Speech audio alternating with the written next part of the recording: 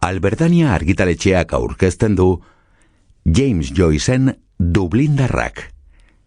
Itzultzailea Irene Aldasoro. Esatariak Iñaki Beraetxe eta Jose Felipe Auzmendi. Icepack. Oraingoan etzegoen itxaropenik, 3. atakea zuen. Gauero igarotzen nintzen etxe ondotik, opor garaia zen, eta leihoaren lauki argitua aztertzen nuen. Eta gauero argi bera ikusten nuen, motela eta berdina.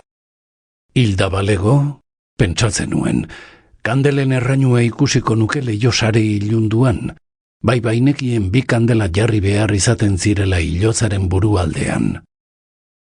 Askotan esan izan zidan, enago luzerako mundu honetan, eta hitzutsak zirela iristen nion. Orain banekien egiazkoak zirela.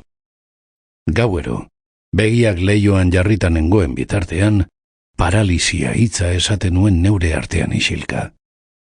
Hitz bitxia iruditu izan zitzaidan beti.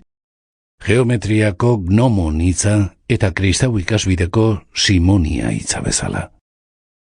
Orain ordea, izaki gaizkile eta bekatariren baten izena iruditzen zitzaidan.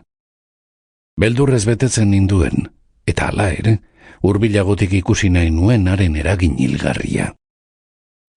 Koter zaharra zegoen sutondoan eserita, pipa erretzen, ni afaltzera jaitsi nintzenean.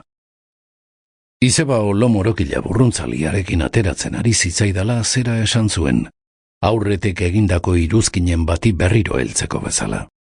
Ez dut esango derrigorrez zenik, baina bazuen zer bitxi bat, parte honekoa etzen zer bat. Esango dizuet nere iritzia.